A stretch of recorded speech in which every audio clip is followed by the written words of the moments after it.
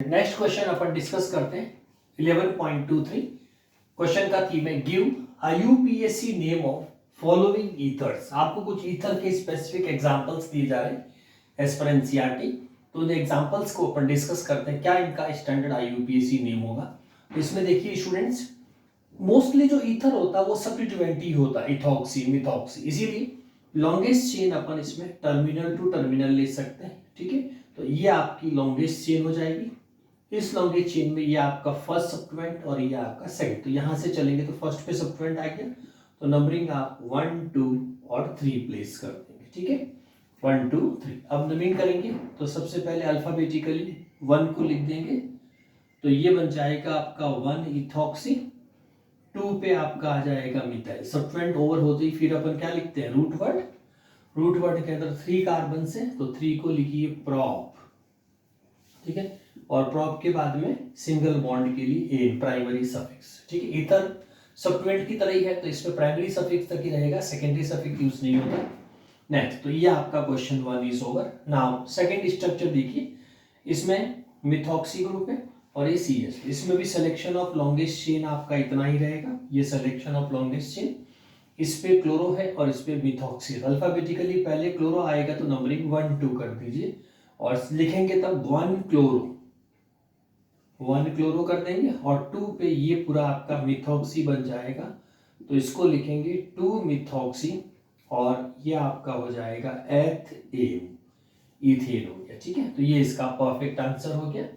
Question number 3। Student, जैसे मैंने पहले भी कई वीडियो में आपको बताया कि C6H4 लिखा आ रहा है या C6H5 होता है, तो मोस्टली वो बेंजीन रिंग होती है ना।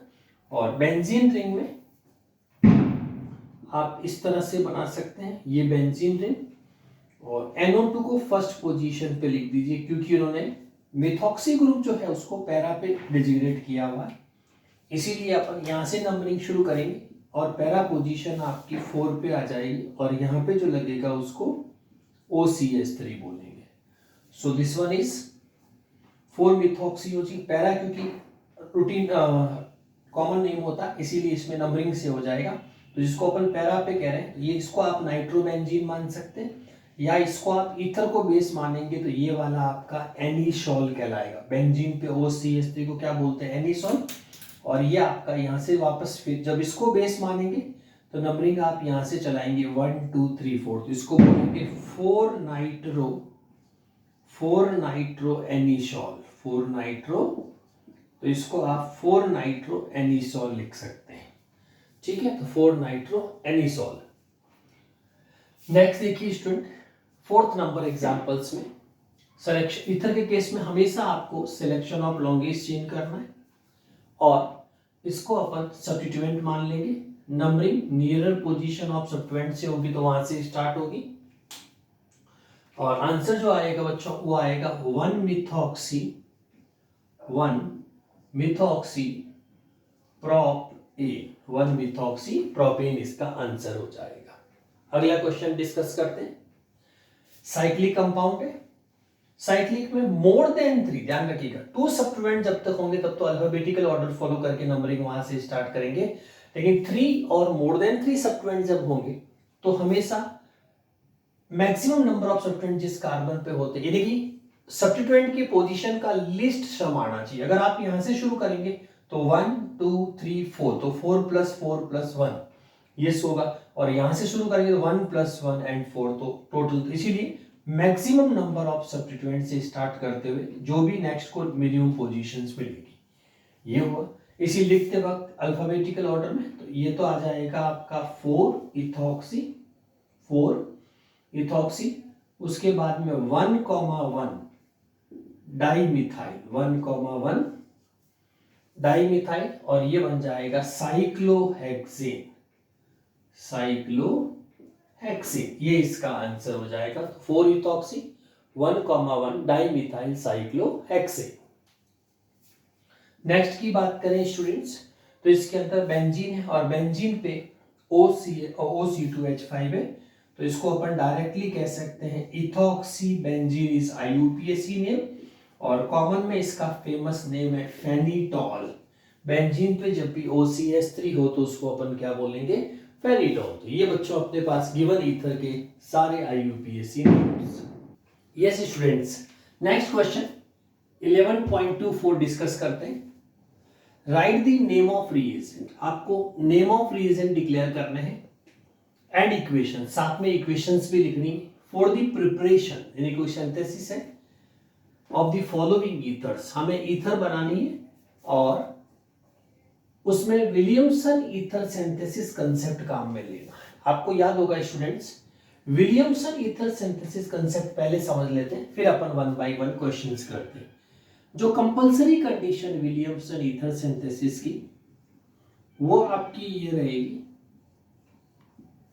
विलियमसन, कोई भी विलियमसन ईथर सिंथेसिस स्टूडेंट्स अपन जब करेंगे तो उसमें कंपलसरी कंडीशन है कि आपके पास में पार्टिसिपेट करने वाला सोडियम सॉल्ट ऑफ एल्कोक्साइड या फिनोऑक्साइड फॉर्म हो सकती है, और इसकी रिएक्शन हमेशा किसी RX से कराएंगे, और मोस्टली ये RX 1 डिग्री होना चाहिए, क्योंकि जो भी विलियमसन ईथर सिंथेसिस होता है वो SN2 रिएक्शंस फॉलो करता है।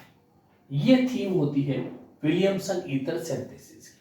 अब हमें क्वेश्चन नंबर 1 में ये कहा गया है, आपको रिएजेंट बताने A+B, ठीक है, जिसमें से एक एल्कोक्साइड होना चाहिए, एक RX होना चाहिए, और आंसर जो आना चाहिए वो है प्रोपोऑक्सी प्रोपेन। ठीक है, प्रोपोऑक्सी प्रोपेन, ये आंसर आना चाहिए। तो प्रोपोऑक्सी प्रोपेन को अपन ट्राई करते हैं स्टूडेंट, 1 प्रोपोऑक्सी भी कह सकते हैं, 1 प्रोपोऑक्सी प्रोपेन, ये अपन को बना AB, यानी कि कौन सा इसमें से एल्कोक्साइड सॉल्ट बनेगा और कौन सा इसमें एल्काइल हैलाइड, जो कि 1 डिग्री फुलफिल होना चाहिए ताकि विलियमसन रिएक्शन सक्सेसफुली कंप्लीट हो जाए।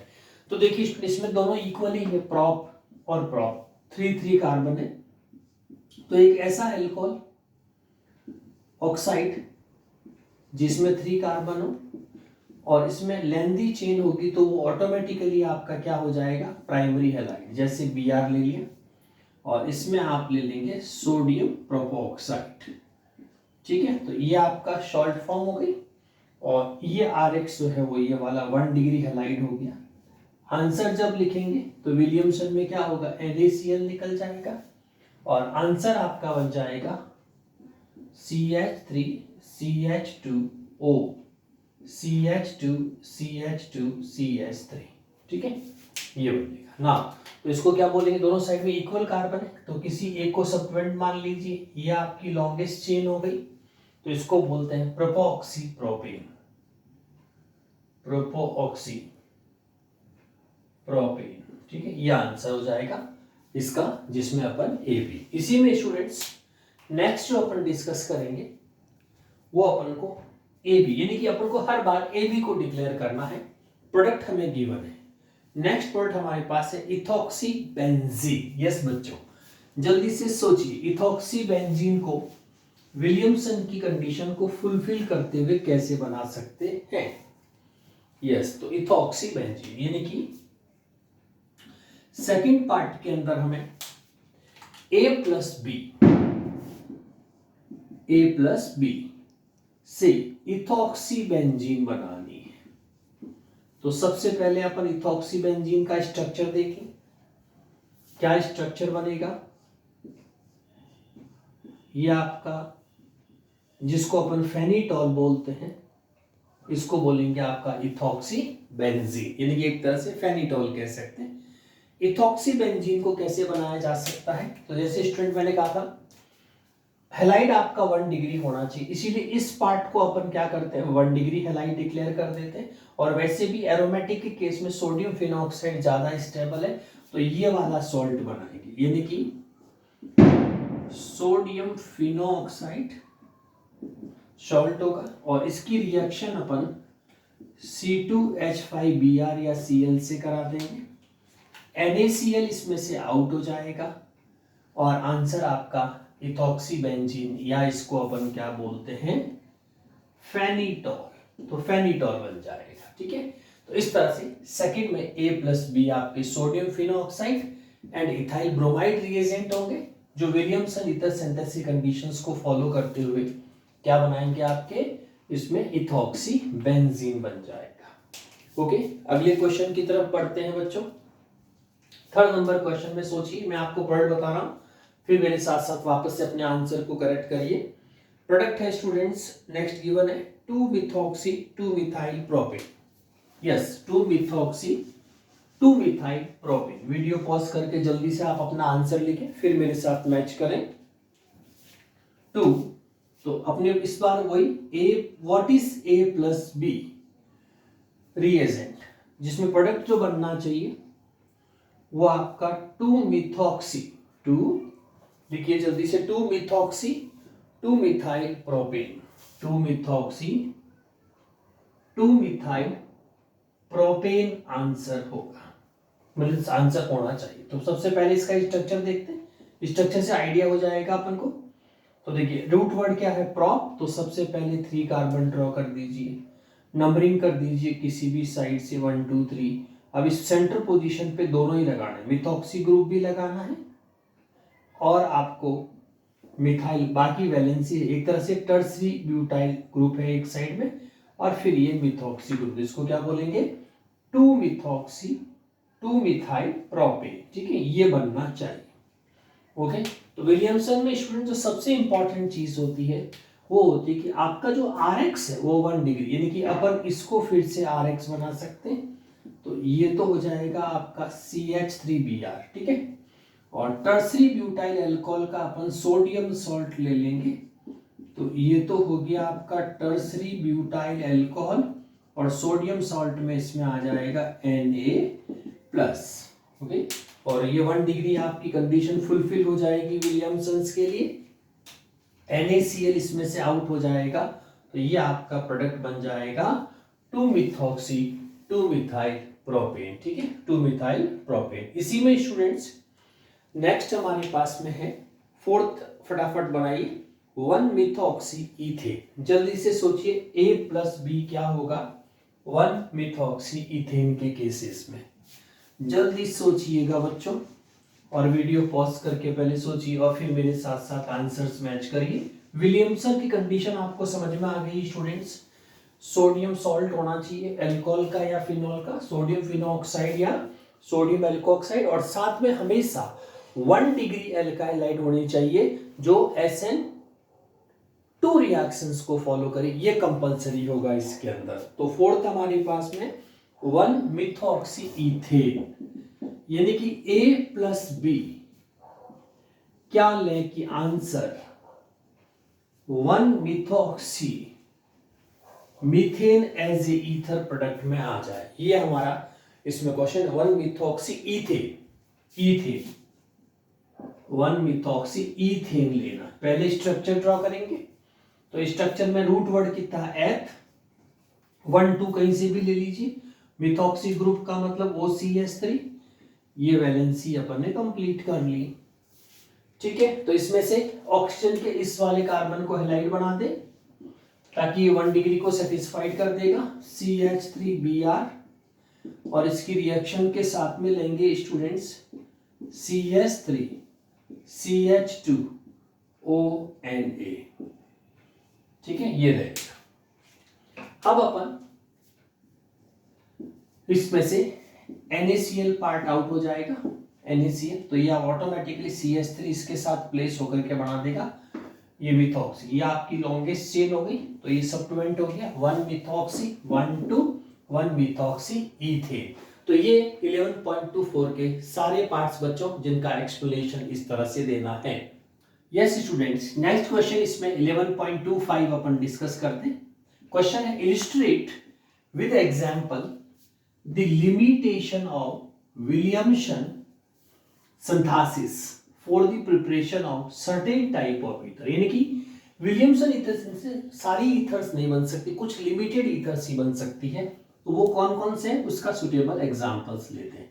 जैसे स्टूडेंट्स अपने शुरू में भी डिस्कस किया था कि किसी भी विलियमसन ईथर सिंथेसिस की जो कंडीशन है, ईथर सिंथेसिस की जो कंपलसरी कंडीशंस है वो है कि आपका पार्टिसिपेट करने वाला अल्कोहल का सोडियम सॉल्ट या सोडियम फिनोऑक्साइड, क्योंकि ये भी एसिडिक नेचर है तो सोडियम सॉल्ट बना देगा। ये तो होना चाहिए रिएजेंट। और इसके साथ में जो सबसे इंपॉर्टेंट चीज होती है वो है एल्काइल हैलाइड। जो एल्काइल हैलाइड पार्टिसिपेट करेगा किसी भी ईथर को सिंथेसाइज करने के लिए, उसमें ईथर हमेशा जो RX जो है वो 1 डिग्री होना चाहिए, यानी कि 3 डिग्री यूज नहीं हो सकता, तो ये 1 डिग्री होनी चाहिए। ये इसकी कंपलसरी कंडीशन है। और रिएक्शन मैकेनिज्म जो इसमें फॉलो होगी वो SN2 है। और जो आपका विलियमसन ईथर सिंथेसिस है ये न्यूक्लियोफिलिक सब्स्टिट्यूशन को सपोर्ट करता है। न्यूक्लियोफिलिक सब्स्टिट्यूशन रिएक्शन, ठीक है। ये कुछ चीजें। तो अब अपन देखते हैं इनके अलावा क्या लिमिटेशन हो सकती है। ये तो विलियमसन की कंडीशन है, ये होगा तो ही विलियमसन होगा। अब अपन इसको रिवर्स करके देखें। जैसे ये 1 डिग्री है, इसका मतलब लिमिटेशन में सबसे पहला ये आ गया कि अगर मेरा हैलाइड 3 डिग्री है, ठीक है, लिमिटेशन में अगर मेरा इसमें जो हैलाइड पार्टिसिपेट कर रहा अगर ये 3 डिग्री हो जाए, CH3 और Br, ये आपने 3 डिग्री हैलाइड ले लिया RX, ठीक है, जो 3 डिग्री RX है, ये फॉर्म हो गई। अब इसकी रिएक्शंस में अपन सोडियम सॉल्ट जो है, जैसे सोडियम मेथोक्साइड ले लिया, इसको जब हीट करेंगे तो आपको एक्सपेक्टेड प्रोडक्ट ईथर नहीं मिलेगा, क्योंकि इसमें ये जो पार्ट है ये स्ट्रॉन्ग एसिड का वर्क करेगा, स्ट्रॉन्ग बेस का वर्क करेगा, स्ट्रॉन्ग न्यूक्लियोफाइल का वर्क करेगा, तो ये एलिमिनेशन को सपोर्ट करेगा। तो ये रिएक्शन न्यूक्लियोफिलिक नहीं होकर के एलिमिनेशन होगी। और एलिमिनेशन में क्या होगा, अल्फा और बीटा एलिमिनेशन होगा। तो ये स्ट्रॉन्ग बेस होने की वजह से आपका HBr इसमें से आउट होगा, -HBr, और एलिमिनेशन फेवर होने की वजह से इसका जो आंसर होगा स्टूडेंट्स वो आपकी एल्कीन बनेगी, ठीक है, एल्कीन।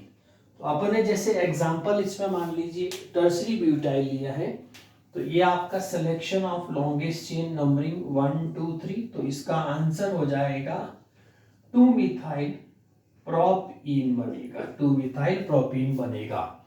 यानी कि हमने जैसे ही अपोजिट किया, डिग्री चेंज की, तो आंसर भी चेंज हो गया। ईथर जो विलियमसन ईथर जो ईथर एक्सपेक्टेड आंसर था वो नहीं आया, क्योंकि हमारा डिग्री ऑफ हैलाइड चेंज हो गया। और ये SN2 का फेवर नहीं करती, न्यूक्लियोफिलिक का फेवर नहीं करेगी। तो पहली लिमिटेशन है, it can not be used for higher degree of halides, पहला। दूसरा, जितने भी अपने पास में स्टूडेंट्स हेलो एरीन्स होती है, सेकेंड लिमिटेशन में हेलो एरीन्स, या हमारे पास में विनाइल हैलाइड्स अगर है, तो ये लेस रिएक्टिव होते हैं, less reactive towards nucleophilic substitution. ये दोनों ही न्यूक्लियोफिलिक सब्स्टिट्यूशन का फेवर नहीं करेंगे। और विलियमसन में कंपलसरी कंडीशन है कि वो SN2 रिएक्शन में न्यूक्लियोफिलिक सब्स्टिट्यूशन का जो सपोर्ट करते हैं वही इस रिएक्शन से एक्सप्लेन हो सकते हैं। तो ये हमारी 2 लिमिटेशन जो स्टूडेंट्स है वो इसको 1 कर दीजिए, और ये आपकी 2, और यही इसमें विलियमसन लिमिटेशन कहलाती है। यस स्टूडेंट्स, नेक्स्ट क्वेश्चन अपन डिस्कस करते हैं 11.26। क्वेश्चन है, हाउ इज 1 प्रोपोक्सी प्रोपेन, ये आपको सिंथेसाइज करना है फ्रॉम, लेकिन उसमें कंपलसरी कंडीशन आपको जो स्टार्टिंग मटेरियल लेना है वो प्रोपेन 1 ऑल ही लेना है। और राइट मैकेनिज्म, इस रिएक्शन की आपको मैकेनिज्म भी एक्सप्लेन करिए। स्टूडेंट, सबसे पहले आपको प्रोपेन 1 ऑल ही लेना। तो प्रोपेन 1 ऑल का अगर अपन स्ट्रक्चर देखें सबसे पहले, तो 3 कार्बन और लास्ट कार्बन पे आपके पास OH, नंबरिंग 1 2 3 हो जाएगी, CH2 CH3, ठीक है, ये 1 प्रोपेनॉल हो गया। फिर अब इस 1 प्रोपेनॉल को 1 टाइम 2 टाइम्स, तो विलियमसन ईथर सिंथेसिस की जो कंपलसरी कंडीशन जैसे अपन ने देखा, तो हम इसके अंदर जो ये बन सकता है, तो चूंकि ईथर बन रही है, तो ईथर में सबसे बेस्ट तरीका होता है विलियमसन ईथर सिंथेसिस। लेकिन वही विलियमसन ईथर सिंथेसिस में अगर अपन को जाना है तो ये अगर यूज करेंगे तो इसके अंदर एक तो आपको इसका सॉल्ट चाहिएगा, सोडियम सॉल्ट, दूसरा इसी का, क्योंकि दोनों साइड में प्रोपोक्सी प्रोपेन आ रहा है, इसका मतलब हमारी जो ईथर बनेगी उसमें प्रोपोक्सी भी होगा और रूट वर्ड प्रोपेन भी होगा। तो अपन क्या करेंगे, विलियमसन ईथर सिंथेसिस से अपन सिंथेसाइज कर सकते हैं, लेकिन उससे पहले अपन को दो रिएक्शंस करनी पड़ेगी। वो रिएक्शंस क्या होगी कि एक तो हमको गिवन अल्कोहल का सोडियम सॉल्ट बनाना पड़ेगा, ठीक है। वो कैसे बनेगा, तो आप सबसे पहले इसमें Cl कोई न्यूक्लियोफिलिक सब्स्टिट्यूशन कर देंगे। जैसे इसकी रिएक्शंस अपन कराते हैं कोई भी साथ में PbR3 ले लीजिए, तो PbR3 PCl3 आपको याद होगा स्टूडेंट्स, ये जब लेते हैं तो इसको 3 से मल्टीप्लाई कर देते हैं, तो इसका जो बाई प्रोडक्ट होता है वो H3PO4, ठीक है, H3PO3 फॉस्फोरस एसिड बनेगा, और रिमेन्स जो Br होंगे वो तीनों OH की जगह पे प्लेस हो जाएंगे। तो ये आपका प्रोपाइल ब्रोमाइड यानी कि 1 डिग्री RX आपका तैयार हो गया।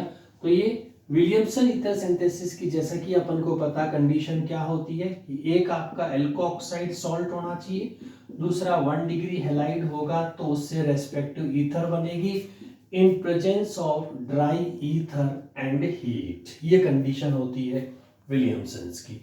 तो हमने विलियमसन की फर्स्ट कंडीशन को यहाँ पे फुलफिल कर दिया है, 1 डिग्री हैलाइड जनरेट कर दिया, किसके थ्रू, 1 प्रोपेनॉल से।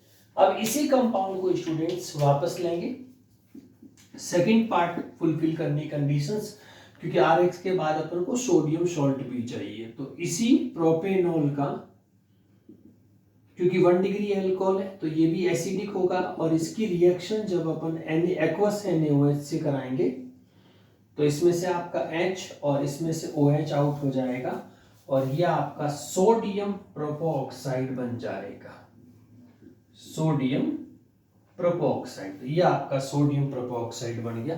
तो ये आपकी सेकंड कंडीशन। तो एक तो सोडियम सॉल्ट, दूसरा एल्काइल हैलाइड, इन दोनों से अपन ईथर बना सकते हैं।